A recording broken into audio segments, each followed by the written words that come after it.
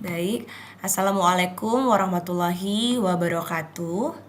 Selamat siang dan selamat sore bagi Bapak Ibu sekalian yang ada di Bandung maupun di PDK Denpasar. Karena pembagian waktunya berbeda ya, yang satu masih siang, yang lainnya sudah sore.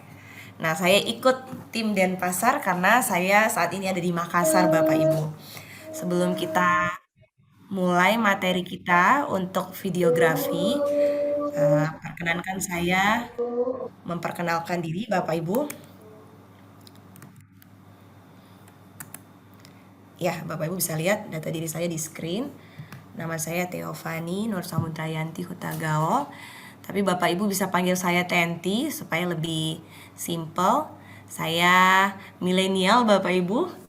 Entah itu milenial atau maksa milenial. Karena saya barangkali saya seumuran dengan anak dari Bapak Ibu sekalian ya. Jadi mohon maaf. Anggap saja milenial. Mudah-mudahan di pelatihan ini bagaimana Pak? Anggap saja milenial. Anggap saja milenial, setuju Pak.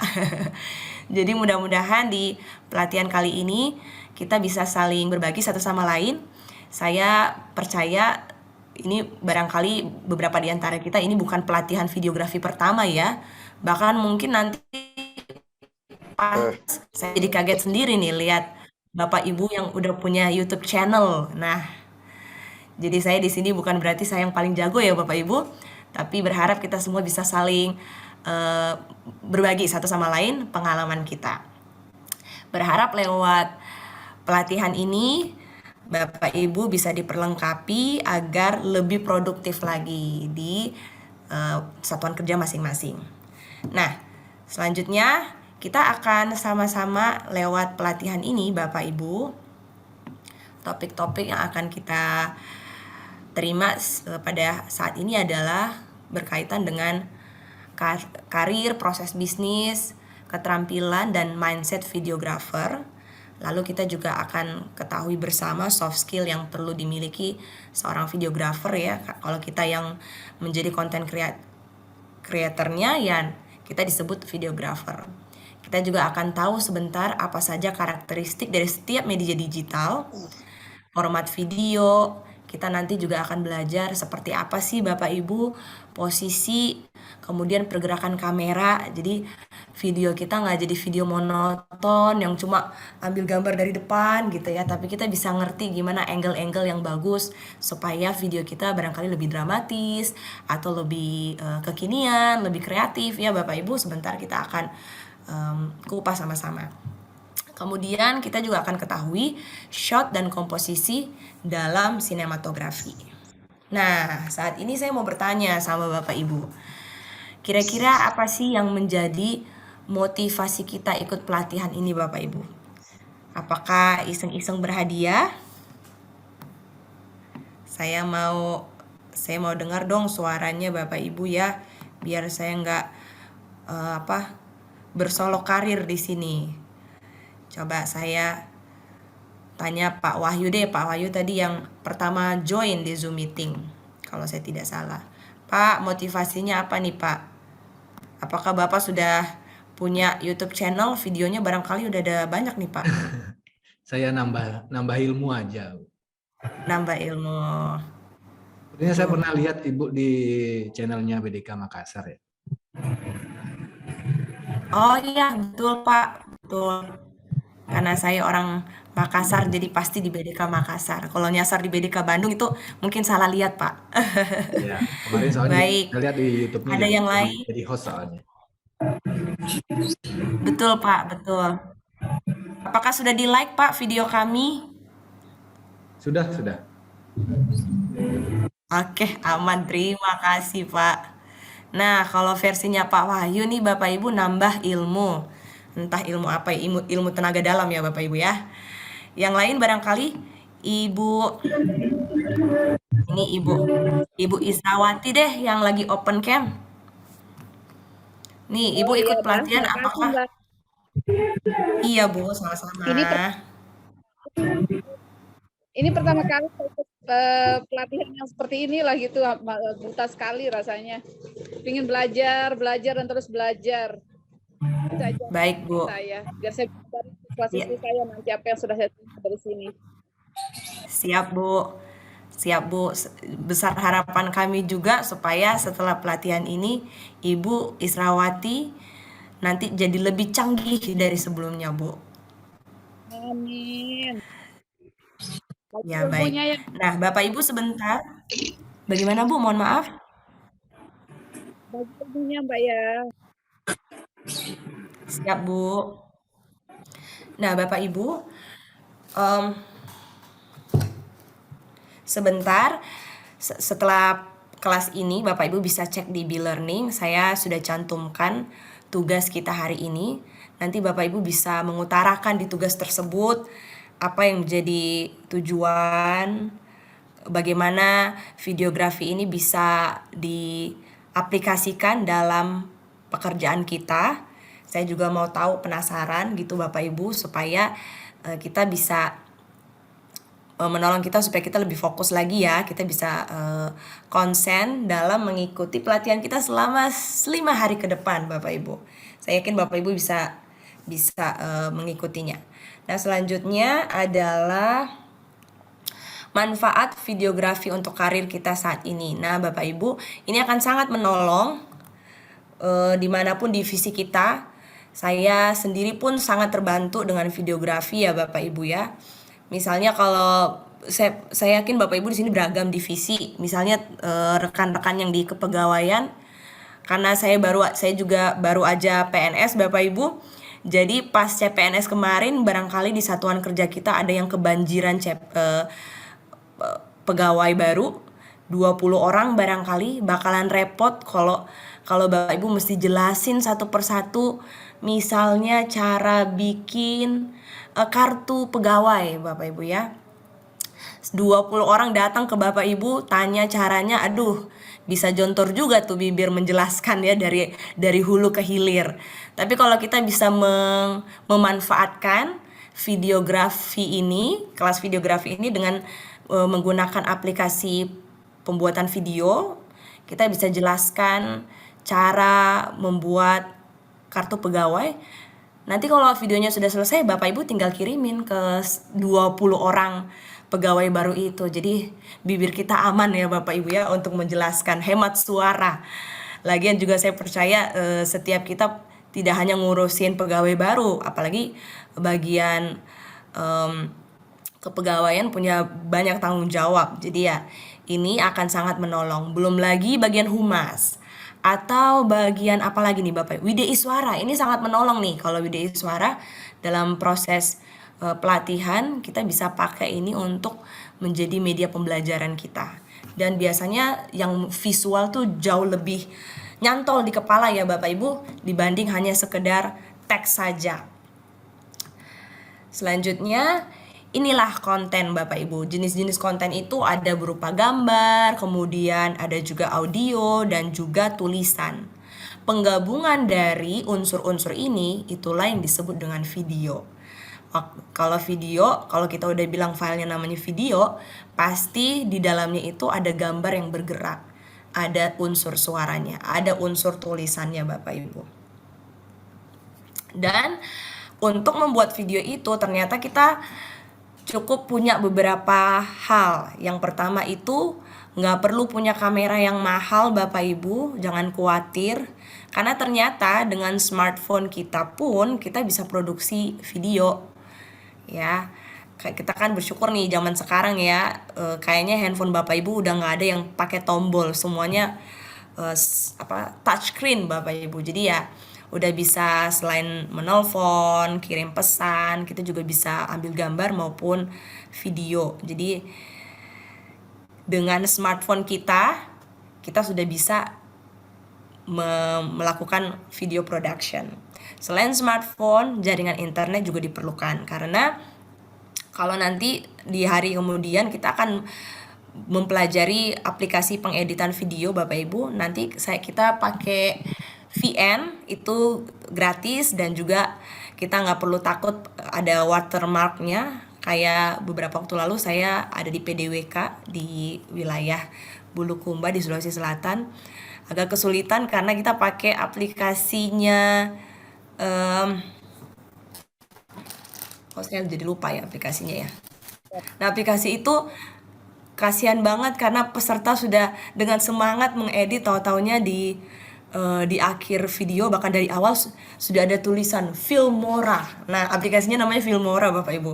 Gede banget Filmora. Aduh, kasihan sekali ya Bapak Ibu ya, sudah semangat, udah bikin cantik, kreatif, tapi ada tulisan Filmora yang sangat mengganggu. Tapi bersyukur nanti kita bisa pakai VN dan itu kita nggak perlu takut, nggak ada watermark. Videonya pasti keren. Nah, itu kita akan dapatkan dari Play Store Bapak Ibu. Gak bisa kita download kalau nggak ada jaringan internet. Kalaupun juga misalnya kita udah ada aplikasi itu di handphone kita, kita bisa edit pakai tanpa perlu jaringan internet. Tapi kalau Bapak Ibu mau masukkan lagu atau misalnya efek, nah itu tambahan-tambahan seperti itu kita mesti download ulang lagi, butuh internet lagi. Jadi smartphone tanpa internet bagai sayur tanpa garam ya Bapak Ibu ya. Smartphone pasangannya memang jaringan internet. Selanjutnya yang dibutuhkan untuk video production adalah riset dan memunculkan ide. Nah, ini bagian yang sebenarnya paling susah Bapak Ibu ya.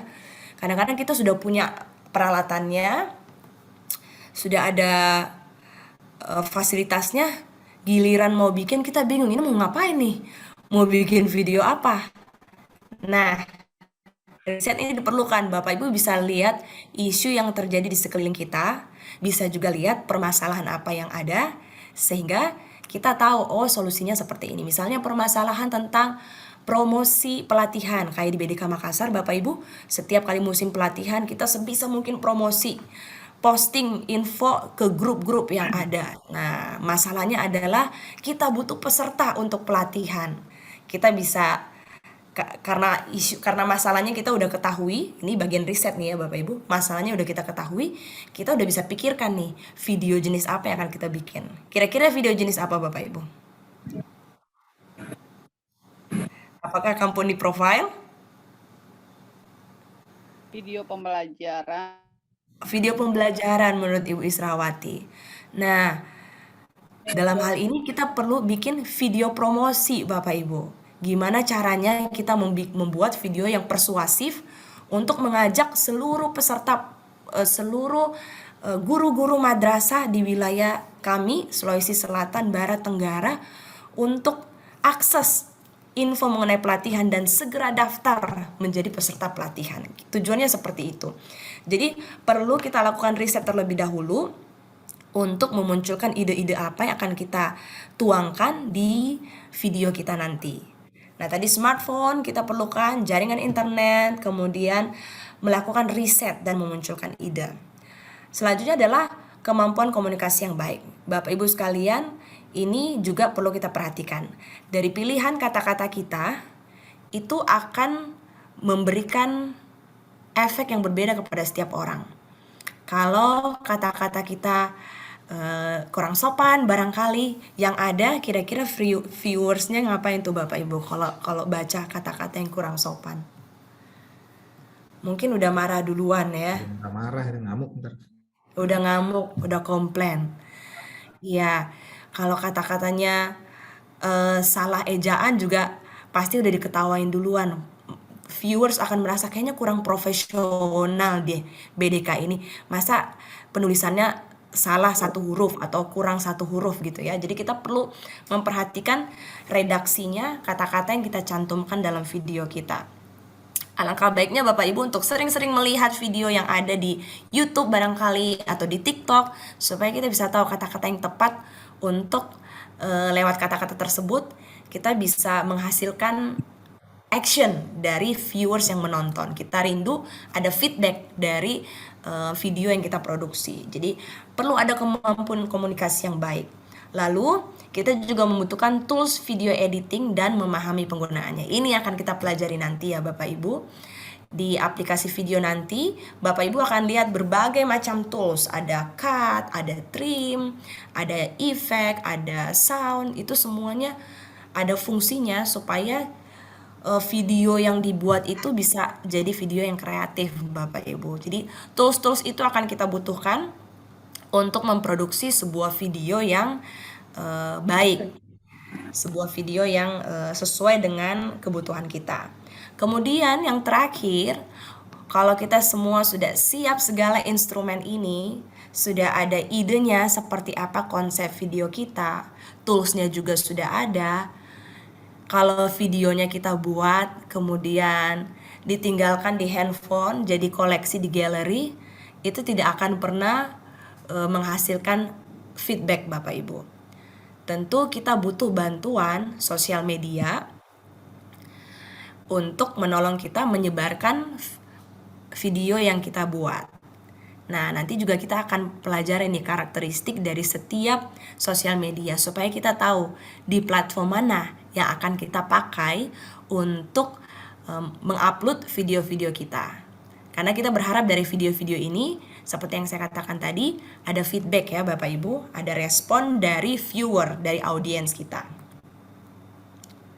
Nah, ini elemen kunci dari content creator. Setiap kita, waktu kita sudah memproduksi video, kita juga disebut content creator Bapak Ibu. Jadi bukan cuma YouTuber-YouTuber yang terkenal itu ya. Kalau kita udah mulai produksi dan kita posting di YouTube channel kita pun adalah content creator. Elemen kuncinya yang pertama, right content. Positif, berkualitas, kreatif, tepat. Nah, ini bisa jadi indikator nih Bapak Ibu. Video kita itu perlu seperti yang ini. Right content. Tepat sasaran. Kreatif, ini yang penting nih. Kemudian berkualitas. Yang kedua adalah engage audience. Kita berharap dari video kita ini ada orang-orang, viewers yang rutin memperhatikan, menonton video yang kita posting Bapak Ibu. Dan di video tersebut biasanya ada kolom untuk berkomentar atau meninggalkan jejak, bisa itu lewat subscribe kalau di YouTube channel atau dengan tombol like ya Bapak Ibu. Nah, engage audience ini kita perlukan supaya ada interaksi antara kita dan audiens kita. Interaksi itulah yang paling diperlukan ya, apalagi untuk orang-orang pada zaman sekarang nih Bapak Ibu ya. Biasanya kalau saya menemukan beberapa case di mana orang-orang, para netizen yang komennya itu diresponi oleh influencer, itu akan sangat-sangat melekat pada influencer tersebut. Dia nggak pindah ke lain hati, akan sangat-sangat ngefans Bapak Ibu karena sudah ada engage, sudah ada hubungan yang dekat dengan influencernya. Jadi berharap ini merupakan kunci dari seorang content creator, punya konten yang tepat, juga engage dengan audiensnya, dan right distribution content. Jadi setiap kali kita berinteraksi dengan audiens kita, itulah saluran distribusi kita. Kita mesti menemukan platform yang tepat yang akan kita pakai untuk menyalurkan video kita dan juga untuk berinteraksi dengan audiens kita.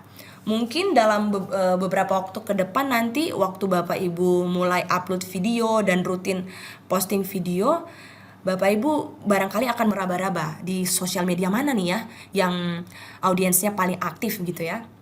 Nah, Bapak Ibu nanti akan lihat yang paling aktif. Misalnya kalau Bapak Ibu yang senior nih kayaknya pengguna Facebook ya. Kalau yang milenial kayak Ibu siapa nih? Ibu Safitri. Ibu Safitri nih pengguna apa, Bu? TikTok? Twitter, Kak. Twitter, waduh, keren. Twitter, jadi nggak ribet ya, cuma nge-tweet aja terus nge-repost ya. Nah, kalau Bapak nih, Pak Saiful Biran baru aja nyalain video, Pak, saya curiga Bapak ini pasti aktifnya di Facebook, Pak. Benar ya? Betul, betul. Betul ya, Pak ya? Di Kalau Facebook dan di YouTube, YouTube. oh YouTube juga. Saya ada Nah, YouTuber juga punya YouTube, punya channel YouTube. mohon maaf Pak, kalau boleh tahu video-video konten di YouTube channel Bapak itu tentang apa ya Pak topiknya? Topiknya tentang dakwah, Oh, dakwah. terus musik-musik Islam, Baik dan Pak. juga suka ngoper-ngoper lagi, mengcover lagu gitu. Oh wow, luar Ngoper lagu, biasa nih. ya. Dan itu aktif Pak, sering di-upload Pak? Aktif, alhamdulillah aktif. Alhamdulillah, ini Pak Saipul bisa jadi penyemangat nih buat kita semuanya ya, supaya kita juga bisa mengejar keterlambatan, apalagi yang belum mulai sama sekali. Pak Saipul kalau boleh tahu, Bapak edit video pakai aplikasi apa Pak? Saya pakai KineMaster.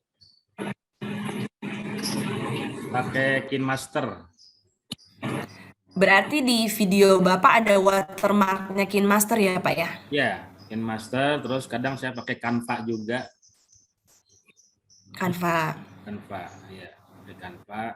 Baik Pak. KineMaster, karena kalau saya lebih kepada, karena saya ngisi taklim, jadi sering saya upload gitu video-video yang saya rekam di taklim-taklim, kemudian ceramah-ceramah yang situ saya sering videokan secara siaran langsung di Facebook, kemudian di Oh iya Pak. download, dimasukkan diedit di KineMaster gitu, baru dimasukin Baik Pak. di YouTube. Wow. Nih kehadiran Bapak Saipul jadi penyemangat ya buat saya dan juga buat rekan-rekan yang lain. Jadi kalau misalnya nanti ada yang mau bertanya mengenai edit video, boleh nih Pak Saipul juga ikut menjawab. Thank you Bapak Ya, untuk sama-sama. semangatnya. Berharap Ya. setelah kelas ini rekan-rekan yang lain juga bisa jadi content creator yang aktif. Paling tidak di satker masing-masing ya. Nah, saya mau tanya sama Ibu Asmini. Selamat sore Ibu. Selamat sore, Bu. Kalau Ibu Asmini sosial medianya aktif di mana nih Bu? IG. Oh di IG. Wah, Ibu kayaknya seumuran dengan saya deh Bu. Kita sama nih sosial medianya Bu. Kalau di Facebook masih ada Bu? Nggak pakai Facebook. Oh tidak pakai Facebook.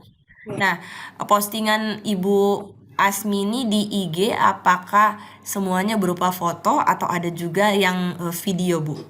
Video edit ya maksud saya Bu ya? Nggak posting di IG sih, cuma edit-edit untuk di WA sama di YouTube aja. YouTube-nya untuk kebutuhan pas pelatihan gitu. Oh, baik Ibu, baik Bu.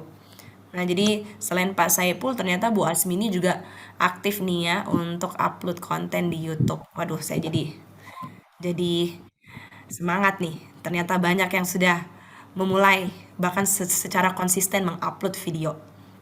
Nah, Bapak Ibu, nih elemen kunci content creator perlu kita perhatikan supaya kita bisa menghasilkan konten-konten yang bagus ya Bapak Ibu ya. Right content, engage audience, dan right distribution content. Waalaikumsalam, Pak.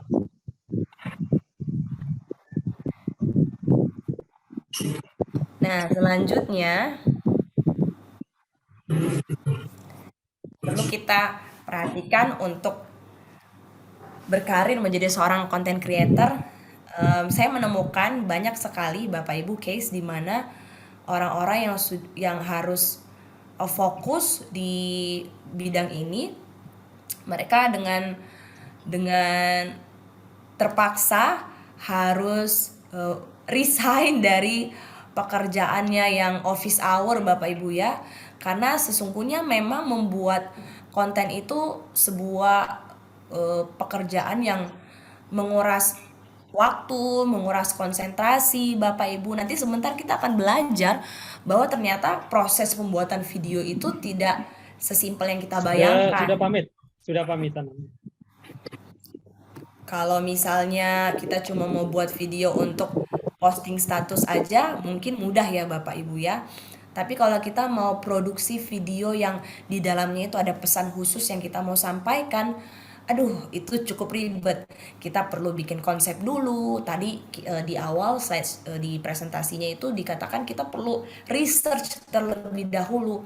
Apa nih yang menjadi masalah? Apa yang menjadi solusi? Solusinya kalau lewat video ya Bapak Ibu. Jadi tidak sesimpel kalau kita cuman posting-posting video di WhatsApp atau di Instagram.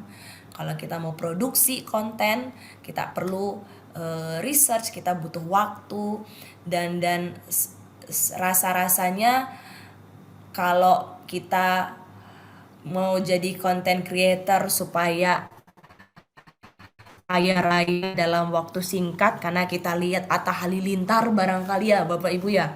Jadi pengen supaya bisa kaya raya melintir dalam waktu singkat itu sangat sulit Bapak Ibu, karena Atta Halilintar pun merintis karirnya itu tidak 1-2 hari ya, itu bertahun-tahun dengan konsisten terus menerus sampai akhirnya dia bisa engage audiens semakin hari semakin banyak. Bapak Ibu di tempat ini, sorry, apakah slide saya bergerak Bapak Ibu? Iya, iya. Iya, Bu. Oke. Nah, kalau tadi kita ngerti bagaimana elemen kunci content creator, sekarang kita perlu cek sama-sama mindset seorang content creator. Yang pertama adalah berbagi. Bapak Ibu zaman dulu saya ingat sekali sama tetangga nih ya. Kalau tetangga bikin resep kue, terus kita mau nanya resep kuenya apa, tuh tetangga sembunyiin Bapak Ibu, nggak dikasih tahu sama dia. Mau Rahasia cari dapur. kemana pun juga susah, jadi mesti. Kenapa Bapak Ibu? Rahasia dapur. Rahasia dapur, betul Pak. Jadi akhirnya kita mesti nunggu lebaran berikutnya supaya bisa makan kue yang sama, karena nggak bisa bikin di rumah. Tapi nih mindset seorang content creator ialah kesediaannya dalam berbagi. Berbagi dengan sukarela.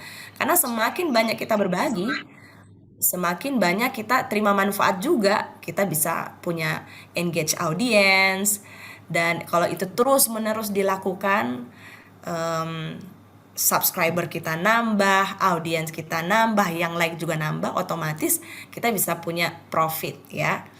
Tidak cuma profit sebenarnya, tapi juga benefit. Nah, mindset seorang content creator adalah keinginan, kesediaan untuk berbagi. Itu udah jangan kayak tetangga saya ya Bapak Ibu ya. Seorang content creator harus mau berbagi. Selanjutnya adalah berkontribusi. Kita ya mau nggak mau namanya influencer Bapak Ibu, kita perlu membangun komunikasi dengan viewers kita. Karena itu yang menjadi aset kita, para viewers.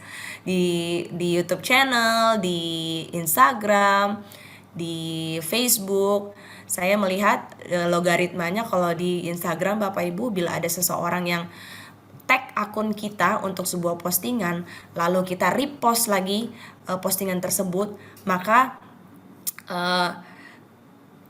postingan kita, akun kita akan segera di blow up gitu. Jadi semakin sering kita merepost postingan-postingan seseorang, keaktifan kita akan diperhitungkan sehingga akun kita bisa tertolong untuk semakin naik viewersnya. Jadi itu salah satu trik yang digunakan oleh milenial, oleh rekan-rekan saya untuk nambah viewers atau nambah relasi nambah subscriber juga Bapak Ibu ya. Jadi memang ini sudah sangat bertolak belakang dengan mindset zaman dulu.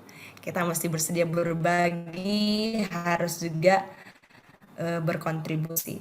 Perlu dilakukan dengan passion Bapak Ibu, dengan antusias dan gembira. Saya juga dulu di zaman kuliahan, saya berteman dengan beberapa rekan-rekan yang fokus di broadcasting, di perfilman. Kebanyakan dari rekan-rekan saya tuh orangnya mut-mutan Bapak Ibu ya.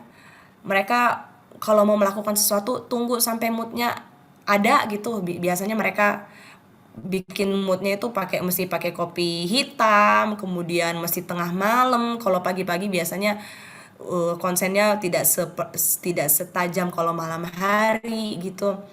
Nah, kalau mereka sudah dapat moodnya, mereka akan sangat produktif menghasilkan ide-ide. Jadi sebagai seorang content creator kita perlu melakukannya dengan passion ya Bapak Ibu sekalian. Kita bisa menemukan passion kita. Itu ada beberapa pertanyaan di screen, Bapak Ibu bisa lihat. Siapa role model kita, apa yang membuat kita bahagia, apa komentar orang lain terhadap diri kita, apa yang membuat apa kegiatan yang bikin kita paling penasaran. Itu biasanya hal-hal yang berkaitan dengan passion.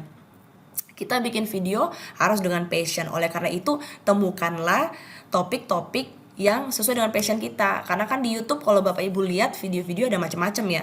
Ada pembelajaran, ada lagu. Tadi Pak Saipul bilang dengan berdakwah. Kemudian ada juga dengan tutorial Bapak Ibu. Ada juga dengan cover ulang lagu. Jadi ada begitu banyak konten, jenis-jenis konten yang ada di sosial media. Bapak Ibu bisa temukan mana nih yang sesuai dengan passion kita. Dan kiranya 5 pertanyaan ini bisa menolong Bapak Ibu untuk menemukan passion Bapak Ibu. Nah, selanjutnya skill dasar seorang content creator. Ini kita perlu cek kembali diri kita Bapak Ibu. Apakah kita update berita dan artikel? Ini kalau yang bagian ini saya juga perlu banyak belajar nih Bapak Ibu ya. Sepertinya Bapak Ibu jauh lebih unggul dibanding saya. Karena dalam hal ini biasanya pagi-pagi ke kantor udah dapat segudang tugas jadi lupa update ya. Saya saja Bapak Ibu sedang mengendalikan diri, sedang kontrol diri karena sering ngabisin waktu di sosial media. Saya putuskan untuk uninstall beberapa sosial media supaya tidak mengganggu pekerjaan. Nah, Bapak Ibu barangkali lebih bisa mengendalikan diri ya, dan pasti lebih update lagi. Ini skill dasar kita seorang video content creator. Update terus-menerus. Kemudian punya lingkungan yang suportif Bapak Ibu. Karena kalau lingkungannya nggak suportif nih Bapak Ibu, agak-agak makan ongkos ya. Kalau lingkungan kita suportif, kita bisa minta tolong rekan kita untuk jadi host barangkali, untuk pegang kamera, untuk kita bisa pinjam handphone sahabat kita. Karena biasanya kalau ngambil gambar tuh tidak cukup 1 kamera, tapi perlu ada 2 atau 3 kamera supaya angle-nya berbeda ya Bapak Ibu. Nah, kita perlu punya lingkungan yang suportif juga supaya kita ya salah satunya nggak makan ongkos itu Bapak Ibu ya. Dan selanjutnya kita berpikir hal yang berkebalikan.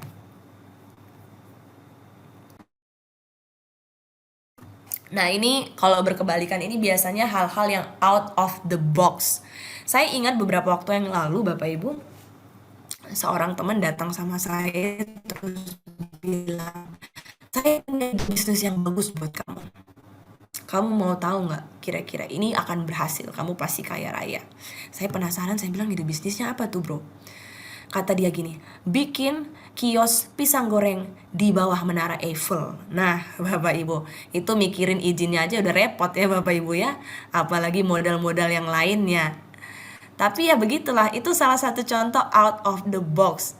Si bule-bule juga pasti pada penasaran nih, ini pisang goreng ala Indonesia. Jadi untuk skill seorang content creator itu adalah out of the box, berpikir hal yang berkebalikan.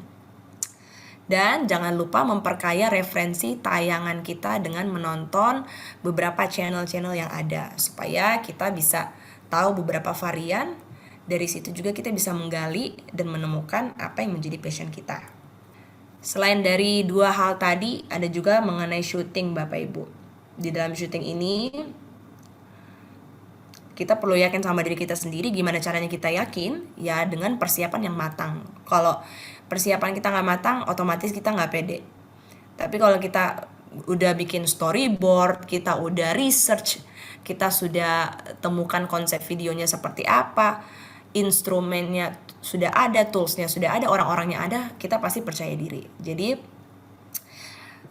yang berkaitan dengan percaya diri ini adalah mengenai persiapan. Kemudian kita juga paham teknis videografi seperti kameranya, kemudian exposure cahayanya, warna dan lighting dan sebagainya. Tapi kalau nanti kita akan belajar lewat aplikasi, kita nggak seribet ini ya Bapak Ibu. Kita perlu ketahui hal ini, tapi insya Allah tidak seribet yang kita bayangkan. Ini akan sangat menyenangkan ya proses video editingnya nanti. Kita harus punya skill video editing. Nanti kita bisa pakai aplikasi VN. Bapak Ibu sambil mengisi waktu, Bapak Ibu bisa download di Play Store. Tulisannya VN, V Victory dan N. Ya Bapak Ibu. Kita bisa pakai aplikasi itu nanti untuk mengedit video kita. Ini beberapa tips dalam memilih software, kecepatannya, kenyamanannya dalam tampilan edit, dan kemudahan dalam memahami fitur.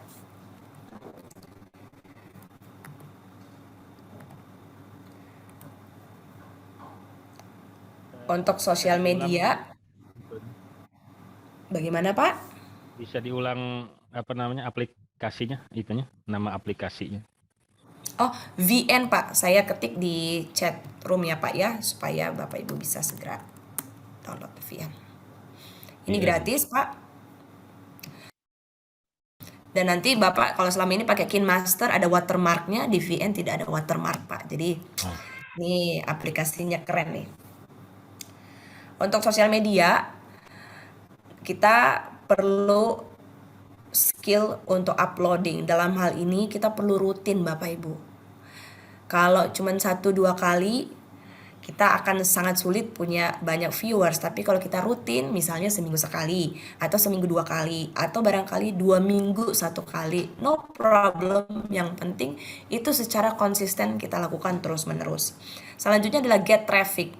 Get traffic ini artinya bagaimana kita mengundang viewers atau audience bisa rame di website kita.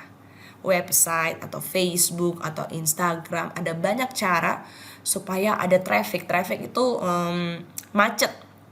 Biasanya macet itu penuh dengan kendaraan. Nah, kita pengen bagaimana caranya supaya sosial media kita ini penuh dengan audience. Ya caranya kita perlu engage audience seperti yang tadi di awal.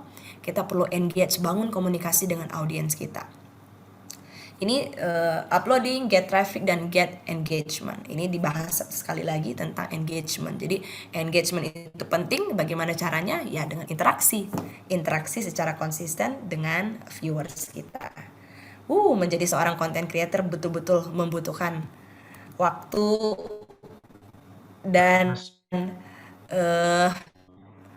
konsentrasi, butuh tenaga juga Bapak Ibu ya, dan tidak sedikit juga butuh finansial yang cukup ya, karena biasanya properti itu kan membutuhkan dana ya Bapak Ibu. Kecuali kalau misalnya kita mau bikin video live kayak Pak Saipul tadi katanya video dakwahnya itu live, itu sangat tertolong tuh, lebih hemat ya, nggak perlu pakai sewa ruangan A apa ruangan B, sudah langsung jadi videonya di on the spot di lokasi acara.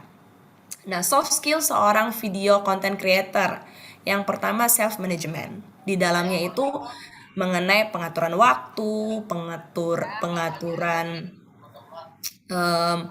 settingan tempat, kemudian storyboard. Di dalam self management ini juga bagaimana kita mengatur tim.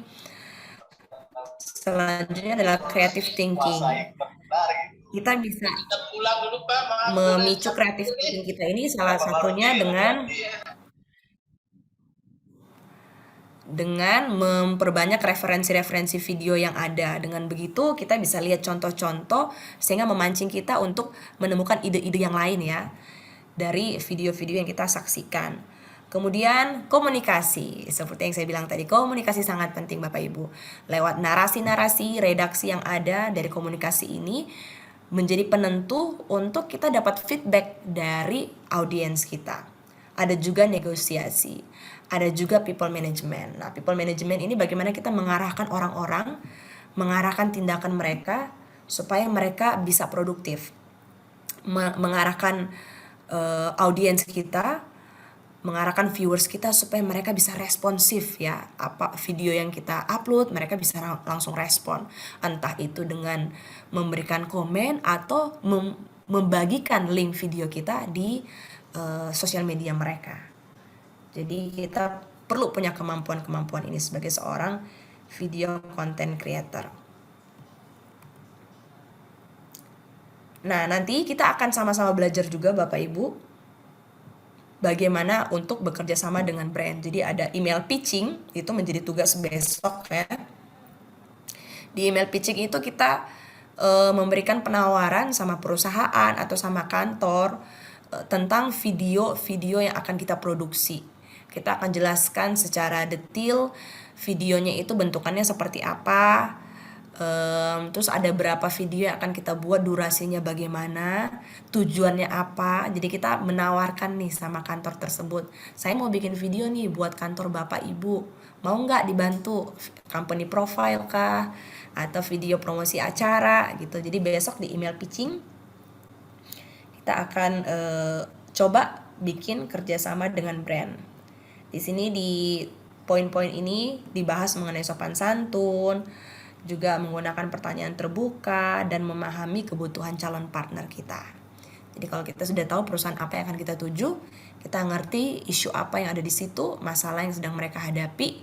Nah, kita bisa tawarkan nih solusi lewat videografi. Tadi saya udah tanya sama Bapak Ibu beberapa sosial media yang Bapak Ibu geluti ya, yang ada di sana. Ada yang Instagram, ada yang Twitter. Saya belum nemu nih ada yang TikTok nggak di sini ya Bapak Ibu ya. Apakah ada yang milenial lagi, temen geng saya? Kalau lihat dari risetnya. Oh, TikTok sih enggak mungkin ya. Woods. Mungkin beberapa dari teman-teman mungkin ada yang Kalau- pakai TikTok. Kalau Pak Wahyu enggak. Saya punya TikTok saya. Waduh, tuh kan pas saya pun luar biasa. Itu kontennya dakwah juga tuh Pak di TikTok. Kontennya dakwah juga sama musik juga. Wow. Asik banget ya Pak ya. Yang lain ada lagi nggak yang punya TikTok? Saya ada Bu. Oke, Ibu Asmini, Ibu Lailia ya punya TikTok ya. Iya Bu. Salah satu hal yang menyenangkan di TikTok itu adalah audio-audionya kita nggak kena copyright ya Bapak Ibu ya. Nggak kayak YouTube atau yang teman saya di Facebook, malah dia posting sesuatu nggak dimunculkan sama Facebook karena dia make musik seorang penyanyi gitu. Jadi baru di-upload besoknya udah nggak bisa muncul lagi. Jadi dengan alasan itu kena copyright. Tapi kalau di TikTok itu aman. Jadi lebih enak untuk berkreatif ya Bapak Ibu.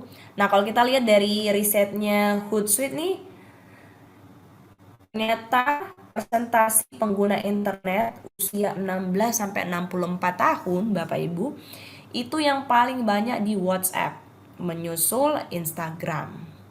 Facebook juga banyak peminatnya.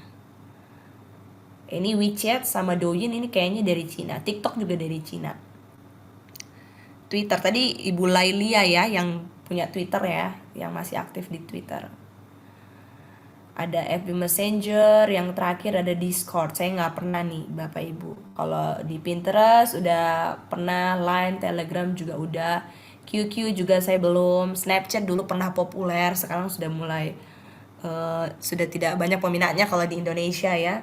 Jadi ini beberapa riset sosial media platform yang favorit. Nah, kira-kira Bapak Ibu lebih senang yang mana? Kalau Bapak Agus Setiono, Bapak itu biasanya pakai sosial media yang mana, Pak? Dari gambar yang tampil sekarang, Pak. Nih, di layar Bapak bisa lihat tuh.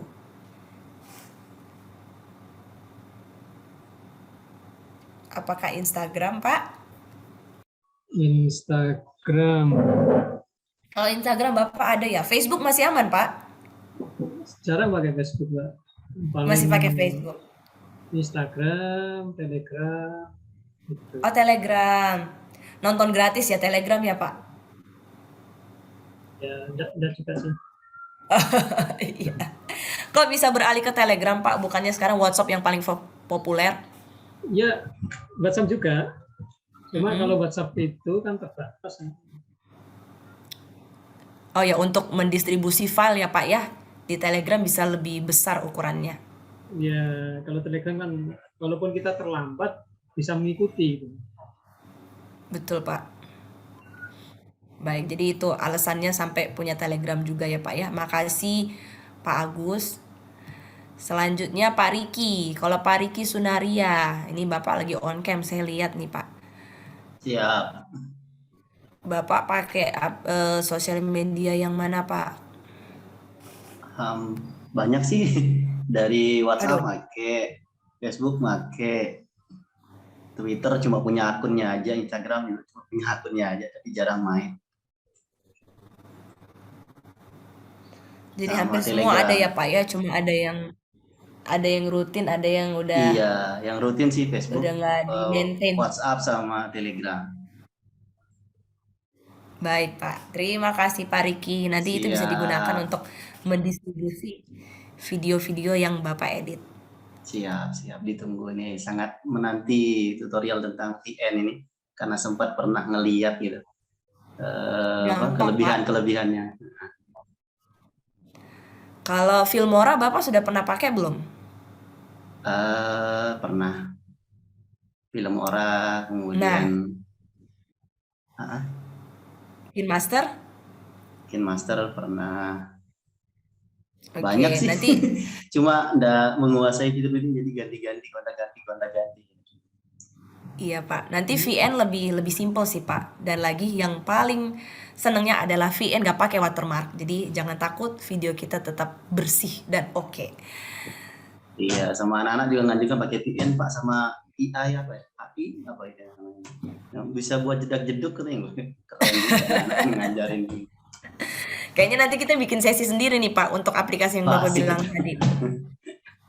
Siap. Baik, Pak. Itu yang saya berharap bisa mendapatkan ilmu tambahan di sini. Siap. Terima kasih Pak Riki Sunaria. Iya.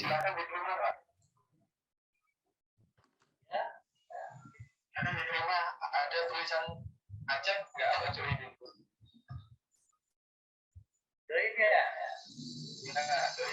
Ini ada beberapa karakteristik media digital ya Bapak Ibu. Untuk YouTube, kontennya itu berupa video. Kemudian isi kontennya itu adalah review, iklan, edukasi, dan berbagai hal lainnya. Durasinya juga variatif. Dan di sini tuh kita perlu punya channel dulu supaya di channel itu kita upload video-video kita. Dan resolusi videonya pun cukup tajam ya. Sampai 8K juga bisa kita upload. Itu untuk YouTube Bapak Ibu. Kalau untuk Facebook ini yang paling lama, paling sering kita dari sejak dahulu kala ya Bapak Ibu ya, kita udah ikutin Facebook. Itu isinya ya tulisan, ada foto, ada story, dan live. Dulu zaman saya main Facebook, udah lama banget saya nggak pakai Facebook Bapak Ibu, belum ada story dan belum ada live. Zaman sekarang bisa digunakan untuk jualan macam-macam. Kerabat saya seringkali jual motor, jual alat-alat rumah tangga, entah itu vacuum cleaner, sangat cepat dibeli, dapat pembeli kalau lewat Facebook dibanding dengan aplikasi seperti OLX dan lain sebagainya. Jadi kayaknya peminatnya banyak karena itu jadi market juga Bapak Ibu. Dan di Facebook itu konten-kontennya bisa dapat respon dari audiens, dari viewersnya lewat like atau komentar, dan bisa dibagikan juga. Yang ada fitur-fitur fanpage-nya, ada Facebook advertising, ini Facebook Marketplace yang saya tadi jelaskan mengenai jual belinya Bapak Ibu ya, dan Facebook Watch.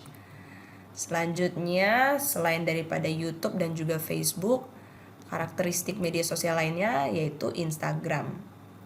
Kalau di sini banyak peminatnya karena isinya adalah gambar ya Bapak Ibu, visual, entah gambar atau video, sama dengan TikTok.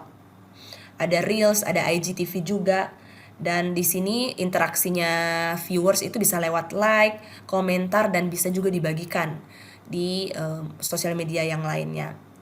Dan di Instagram ini mereka berfokus pada peningkatan konten creator, kemudian ada juga fitur belanja. Jadi Bapak Ibu ada pilihannya di Instagram, ada gambar-gambar yang dicantumkan harga. Jadi Bapak Ibu bisa klik untuk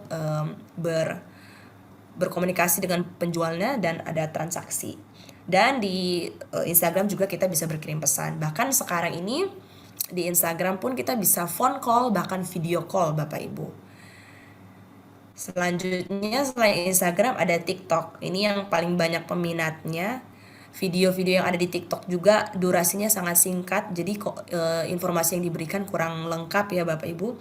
Jadi kalau kita lihat video dari TikTok jangan langsung percaya, di cross check dulu. Coba cari versi lainnya di YouTube. Atau Bapak Ibu bisa cross check lah ya. Karena durasinya sangat-sangat singkat. Jadi informasinya tidak lengkap. Namun itu yang menjadi populer Bapak Ibu, yang paling diminati, yang paling banyak audiensnya di TikTok. Karena di TikTok ada begitu banyak tips-tips ya. Jadi lewat konten-konten tersebut menarik banyak audiens. Kemudian di TikTok ini ada special effect-nya. Ada efek shaking, shivering, ada 3 dimensi, ada stiker dan lain-lain. Itu yang bikin TikTok ini lebih penuh animasi. Dan seperti yang saya katakan tadi, penggunanya itu bebas menggunakan lagu di library-nya TikTok tanpa batas. Karena tidak perlu terkendala dengan copyright. Kalau di Twitter itu informasinya itu real time, kemudian itu lebih kepada narasi, biasanya cuma 280 karakter, dan biasanya kalau Twitter itu kita nge-tweet, nge-repost, itu saling terhubung satu sama lain menghasilkan sebuah informasi. Biasanya di Twitter tuh yang paling unggul yang seperti yang dikatakan tadi, real time. Setiap kali ada isu, ada peristiwa bisa kita lihat di Twitter. Lebih kepada saya lupa sebutnya, berita yang langsung saat itu juga diposting gitu ya Bapak Ibu. Selanjutnya adalah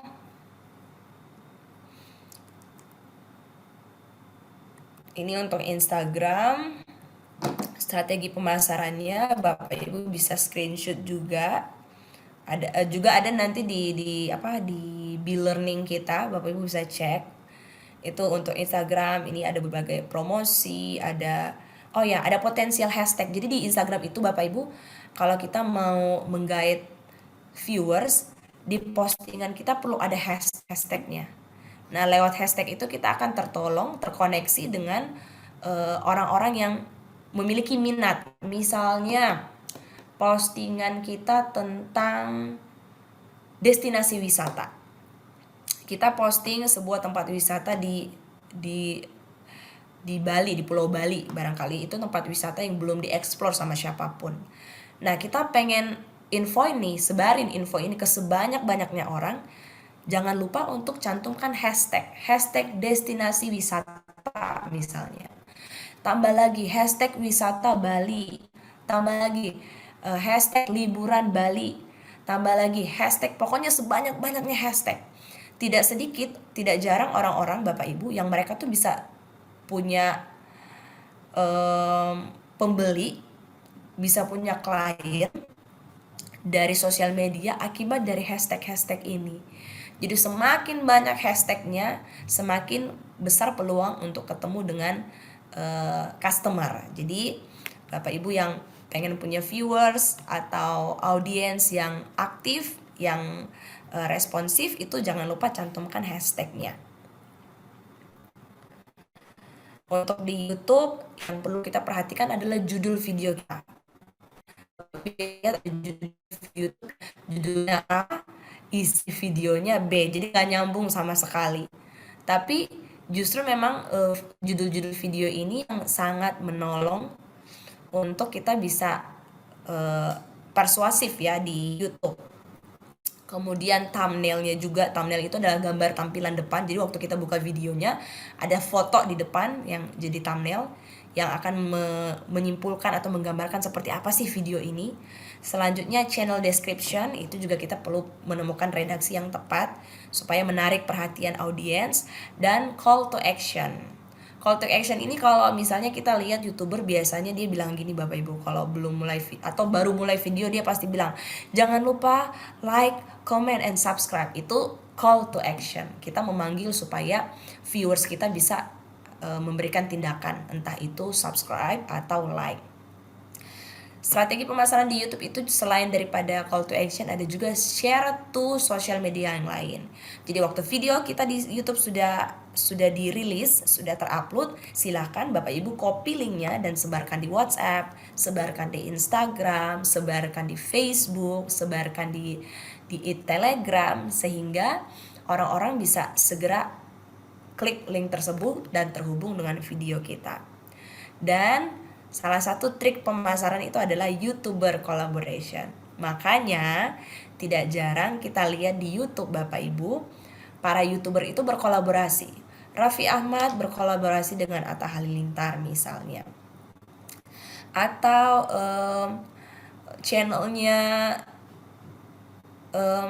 channel TV sebelah menghadirkan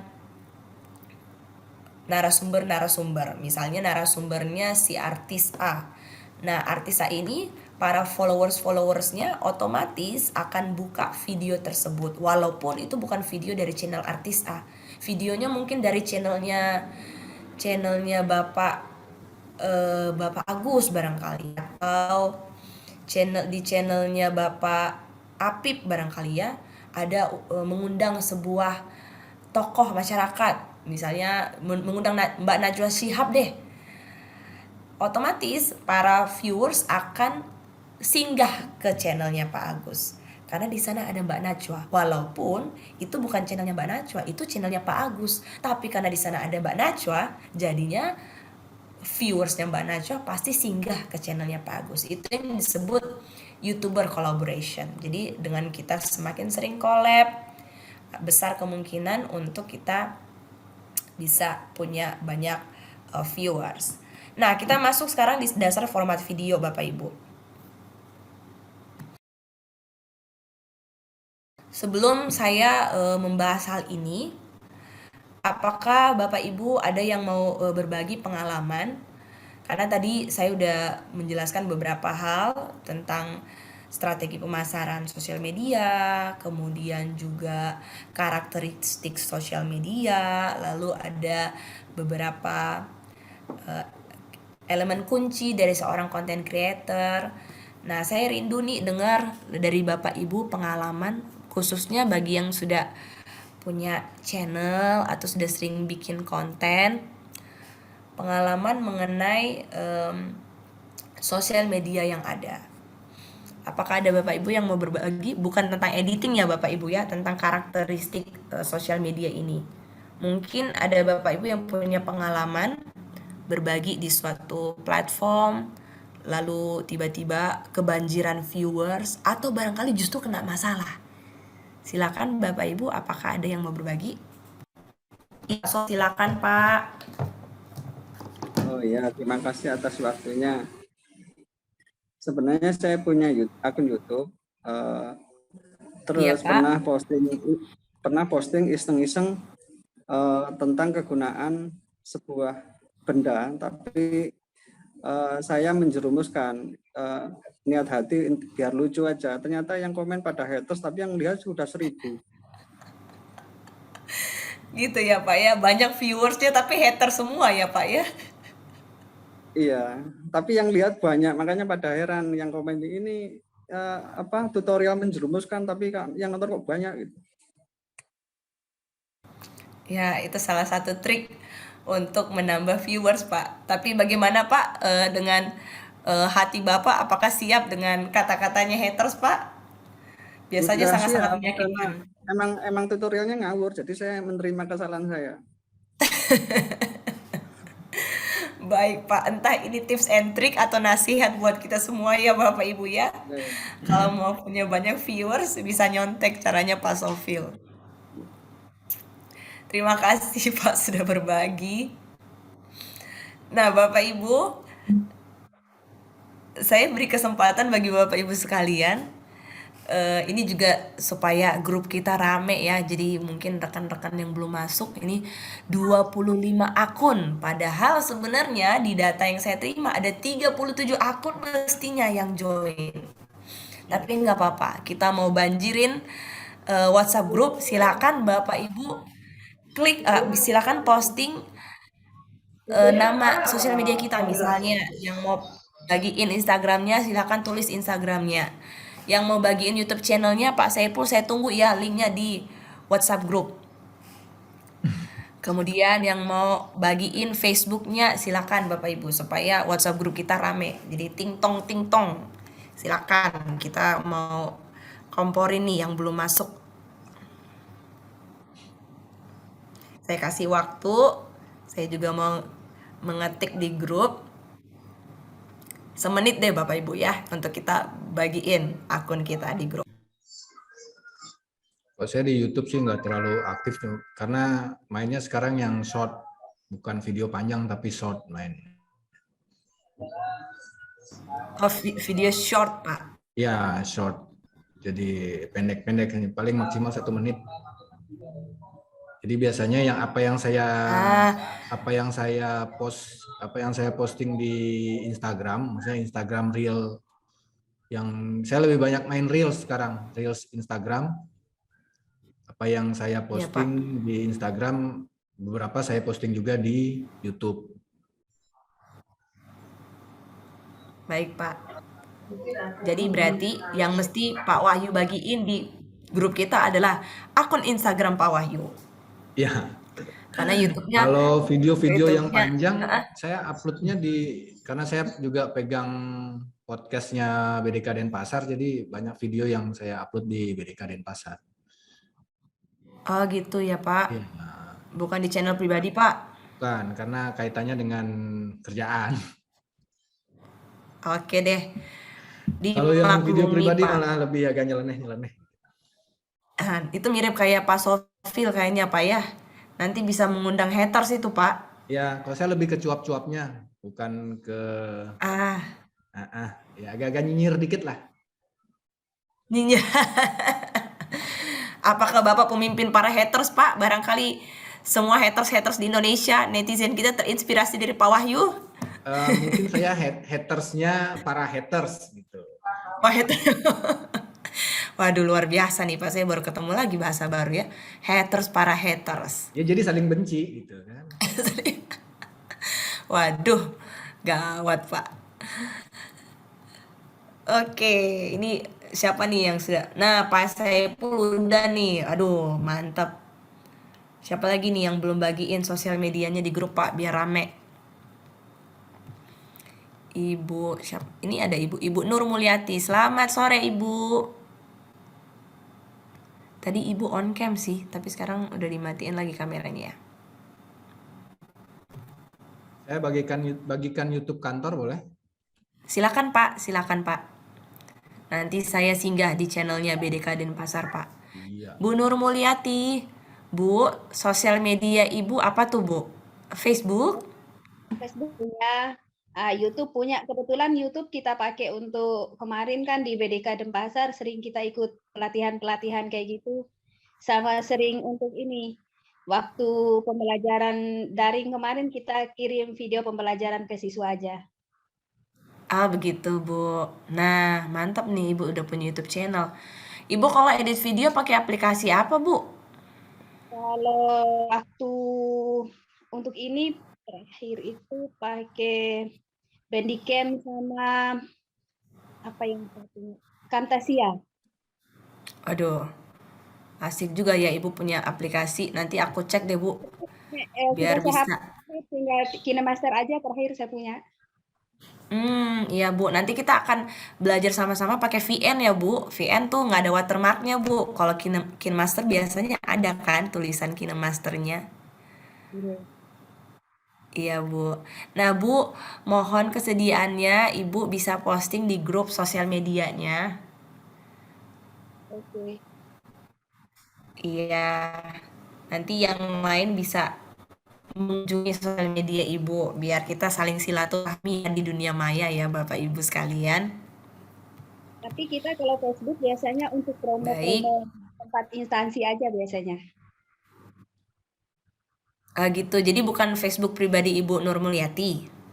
Facebook pribadi, tapi kita sering share untuk kegiatan kita di sekolah. Wow, luar biasa. Betul-betul mengabdi ya Bu pada nusa dan bangsa. Akun pribadi Ibu gunakan untuk kepentingan instansi. Luar biasa sekali. Terima kasih Ibu. Silakan kalau Ibu mau bagiin akun instansi di grup WA juga tidak masalah Bu. Oke. Baik, terima kasih Bapak Ibu. Sama-sama. Terima kasih Bapak Ibu untuk responnya dan semangatnya dari tadi untuk kita mengulik bersama. Selanjutnya kita akan masuk nih di dasar-dasar format video. Kalau kita lihat, apalagi yang suka produksi video pasti tahu kalau di video itu ada yang disebut resolusi ya. Nah, di resolusi itu adalah pixel-pixel yang ada di video kita, baik secara horizontal maupun vertikal yang ditampilkan di layar.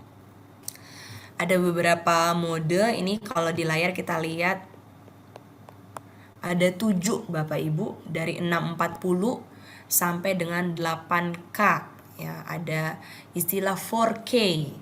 4K itu 4K. Kalau 8K 8K kali ya. Saya juga seringnya dengarnya cuma 4K ya Bapak Ibu. Jadi di tampilan 640 itu berarti di secara horizontal ada 640 pixel dan secara vertikal ada 480 di screen tersebut. Jadi dari pixel-pixel itu, pixel-pixel yang kecil-kecil itu semakin rapat, maka semakin jelas kualitas gambar yang kita terima. Ya, jadi ini ada beberapa tingkatannya Bapak Ibu. Baik itu yang dari yang paling sederhana sampai yang paling jernih, yang 4K. Selanjutnya adalah perbandingan resolusinya. Ini juga Bapak Ibu bisa lihat nih. Ada yang standard definition itu SD yang paling bawah, ada yang high definition. Kalau kita di YouTube biasanya kita akan dikasih opsi untuk pilihan kualitas videonya seperti apa. Kalau kita nambah kualitas videonya yang lebih tajam, biasanya kuota yang kuota datanya itu lebih cepat habis Bapak Ibu, karena kita request untuk high definition. Selain high definition, di atasnya ada lagi yang 1080p disebut Full HD, Full High Definition. Dan ada Ultra High Definition. Ini mirip dengan 4K. Dan yang paling maksimal ada 8K resolution atau 8K resolution. Jadi ini perbandingan resolusi yang ada untuk kualitas video kita. Semakin tinggi kualitas video yang kita harapkan, jadi nanti kalau kita selesai edit video di VN Bapak Ibu, semakin tinggi kita request kualitas videonya, maka jangan kaget kalau ukuran video akan sangat besar Bapak Ibu. Jadi ya harap maklum kalau kita berpikir akan postingnya itu cuma di handphone aja, jadi sebaiknya pilih yang lebih simple. Tapi kalau kita mau tampilkan di LED Tron, itu kita pasti harus rela memori kita tersita dengan ukuran video yang cukup besar, karena pasti butuh definisi yang lebih tinggi, yang resolusinya lebih tajam. Selain daripada perbandingan resolusi, ini ada FPS. Kalau kita tadi di pretestnya ada bahas mengenai FPS, itu pengertiannya adalah frame per second Bapak Ibu. Jadi dalam satu frame, dalam satu detik ada berapa frame yang ditampilkan. Kalau dari keterangan di layar kita sekarang ini, kalau pada umumnya itu makin tinggi FPS itu menghasilkan pergerakan gambar yang halus. Tergantung lagi sama kebutuhannya. Kalau misalnya 24 frame per second itu ada 24 frame per second sampai ada juga 48 frame per second. Nanti kalau dia 60 frame per second itu biasanya untuk slow motion. Slow motion itu video-video yang lambat Bapak Ibu ya. Kita kan kalau misalnya bikin video, kita lagi bicara seperti ini, itu tepat waktunya. Tapi kalau dia tiba-tiba melambat, mau nunjuk tiba-tiba jarinya lama geraknya, itu biasanya 60 frame per second atau di atasnya. Jadi frame per second ini adalah jumlah frame yang ditampilkan dalam 1 detik. Nah, ini juga kita akan belajar pergerakan kamera Bapak Ibu. Kalau nih saya mau kasih contoh.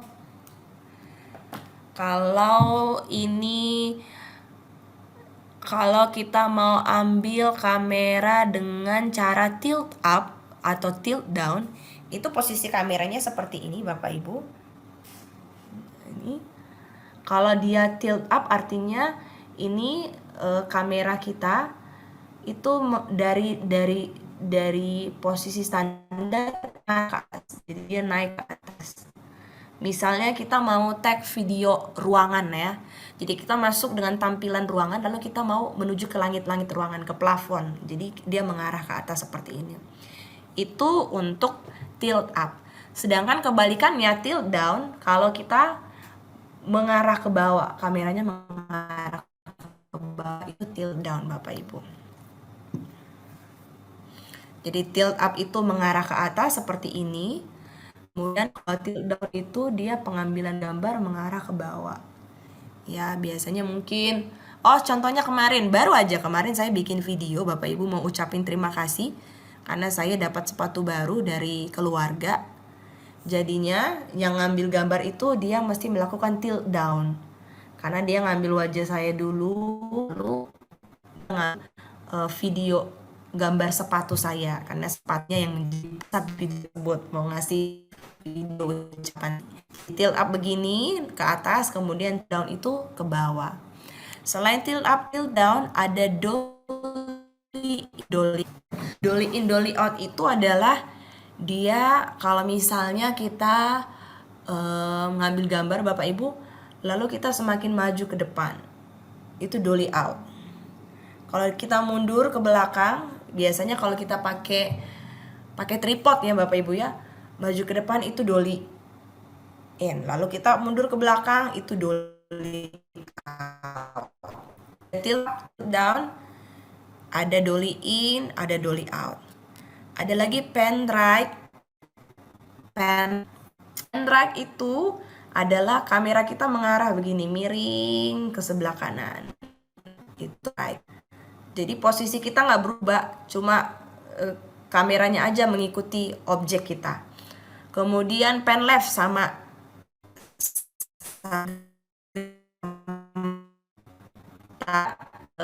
kameranya nggak berpindah. Pan right, pan left, dolly in, dolly out. Selanjutnya ada Ibu beli mungkin masalahnya 9.000 gitu. Dia agak cukup kuat karena bisa untuk kamera juga, bukan cuma handphone. Jadi di tripod tersebut ada pedal di tengahnya, itu kita bisa gulung supaya dia tripodnya makin tinggi atau makin rendah. Nah, itu yang disebut pedestal up, pedestal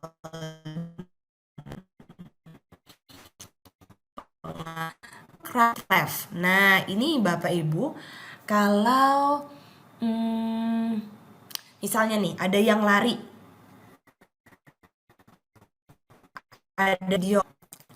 Jadi kita mengikuti objek tersebut. Kalau objeknya lari dari sebelah sini ke sana, kita ngikutin. Nah, itu yang disebut dan left. Mau menekan videonya supaya lebih jelas, nanti juga akan saya bagikan kepada Bapak Ibu linknya, supaya Bapak Ibu bisa lihat nih berbagai pilihan pengambilan video. Lebih jelas kalau kita lihat videonya ya Bapak Ibu. Mohon tunggu sebentar, saya mau buka dulu videonya.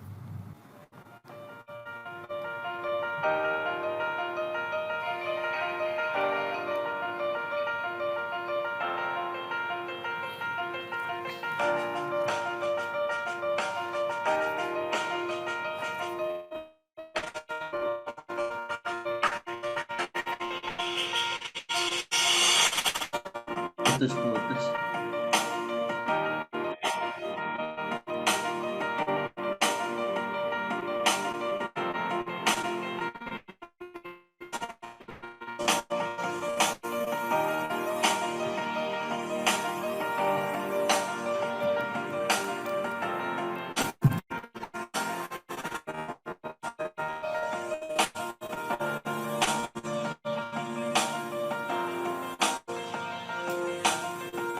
Videonya putus-putus.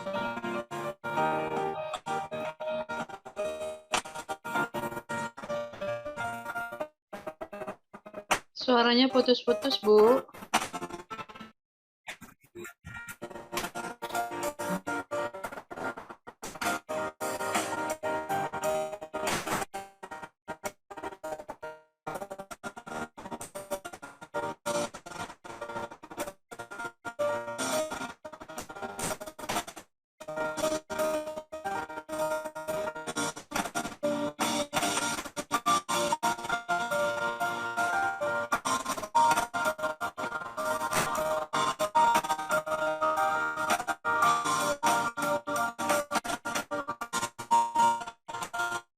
Mudah-mudahan semakin baik ya Bapak Ibu ya. Saya coba berbagi lagi screen-nya dan kita lanjut materi kita. Nah, tadi ada keterangan gambar tentang pengambilan tentang jenis pergerakan kamera. Nah, di sini ada ada penjelasannya Bapak Ibu. Apa itu pan, baik yang right atau left, tilt, track, dan follow. Nah, kalau follow ini biasanya kita mengikuti objek kita. Waktu objek lari atau berjalan, kamera akan ngikutin objek kemanapun objek pergi. Itu disebut dengan follow. Ini ada zoom optik. Kalau zoom optik ini kita tetap di tempat, tapi zoom in zoom outnya itu dari kamera kita. Kalau di handphone saya biasanya pakai jari saya saja, Bapak Ibu diperbesar atau diperkecil. Nah, itu zoom optik. Nanti Bapak Ibu akan lihat di video yang saya bagikan di grup mengenai pergerakan kamera ini. Nah, selain pergerakan kamera, Bapak Ibu juga perlu perhatikan shoot and angle dalam video. Karena tidak semua shoot digunakan. Ini kita bisa lihat yang menampilkan kepalanya saja disebut extreme close up. Lalu ada yang sebahu itu angle-nya close up Bapak Ibu. Semakin ke bawah, ke dada medium close up. Ke pinggang sampai ke betis, lalu ke lutut, dan terakhir waktu full body disebut dengan full atau long atau wide shot. Jadi ini beberapa angle-angle yang akan kita gunakan waktu kita memproduksi sebuah konten, sebuah video. Ini bisa kenapa pengambilan kamera, pergerakan kamera, angle ini perlu kita ketahui, karena nanti Bapak Ibu di storyboard kita akan bikin hal ini. Di storyboard akan dijelaskan secara rinci. Untuk scene 1 itu adegannya seperti apa, menggunakan shoot atau angle apa, kemudian pergerakan kameranya pakai apa. Jadi di storyboard itu akan dengan sangat lengkap. Ya, makanya kalau kita lihat film layar lebar itu produksinya bisa sekian lama karena memang sebegitu detailnya. Semua sudah terkonsep dengan baik sebelum dilakukan pengambilan video. Jadi ini juga akan nanti kita praktekkan, salah satu tugas kita untuk bikin storyboardnya ya Bapak Ibu ya. Sebelum kita sebelum kita mengambil video dan edit video, perlu ada tahap storyboard. Jadi di semua akan keterangan itu akan dicantumkan di storyboard. Ini ada penjelasannya ya Bapak Ibu untuk gambar yang ini tadi, untuk extreme close up, medium close up, cowboy shoot, dan wide shoot. Di sini ada penjelasannya untuk shot dan angle-nya. Selanjutnya adalah, nah ini dia Bapak Ibu, ada extra long shot, ini kita ngambil dari jauh. Long shot juga masih dari jauh. Kalau medium long shot lebih dekat lagi, semakin dekat. Itu sama seperti gambar yang kita lihat tadi, ada yang close up, ada yang extreme close up. Untuk shoot angle-nya ada yang dari bawah, yang low. Kemudian ada yang eye level, berarti setara, kamera kita setara dengan objeknya. Ada high dari atas supaya terkesan kecil gitu ya dari atas pengambilannya. Ada warm eyes, ada juga yang bird eyes. Bird eyes ini kalau kita pengambilan, kalau burung di udara dia ngelihat orang di bawah tuh seperti ini, makanya disebut dengan bird's eye. Ini berbagai macam shot and angle ya Bapak Ibu. Ini juga ada beberapa gambar untuk menjelaskan sama kita pengambilan gambar dalam video. Ada extra close up yang paling besar. Nah, untuk shot ini adalah pengambilan gambar, satu kali ngambil gambar yang tidak diinterupsi dari awal sampai akhirnya, itu disebut satu shot.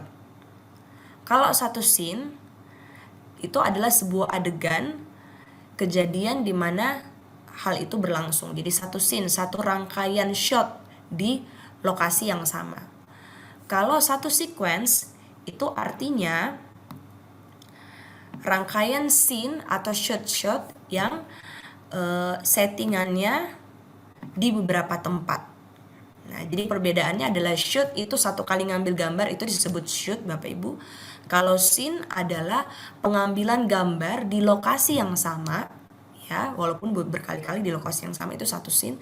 Sedangkan satu sequence itu adalah serangkaian shot atau scene yang sudah serangkaian utuh, itu bisa di berbagai tempat.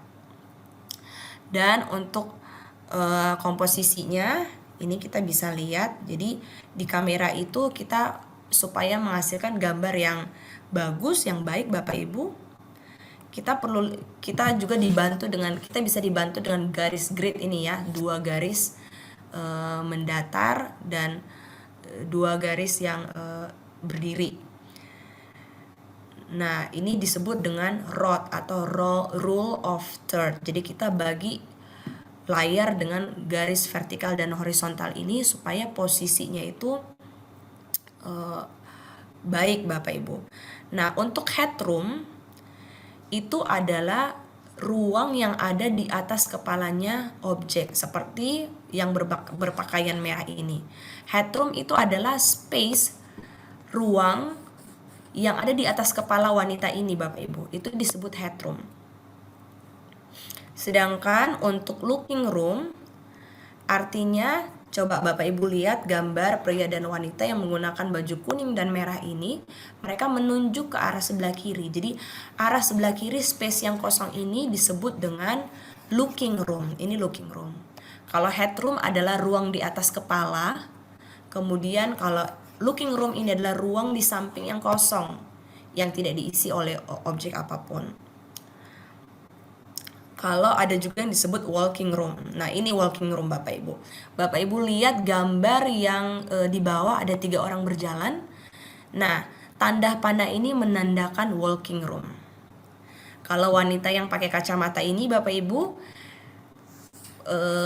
ruang di atas kepalanya yang ada tanda panah itulah yang disebut headroom. Sedangkan tanda panah di sebelah kiri itu disebut looking room. Kemudian untuk gambar terakhir yang 3 orang di bawah ini, area di mana mereka akan melangkah maju itu disebut walking room. Ini adalah bahasa-bahasa dalam sinematografi Bapak Ibu.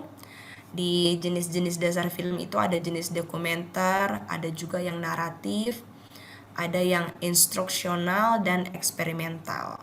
Storyboard ini akan kita buat nanti, ini adalah rancangan cerita dalam bentuk visual untuk kepentingan proses produksi. Sedangkan skrip itu adalah isinya naskah atau dialog yang akan yang menjadi konsep yang akan diucapkan oleh para talent di dalam video. Selanjutnya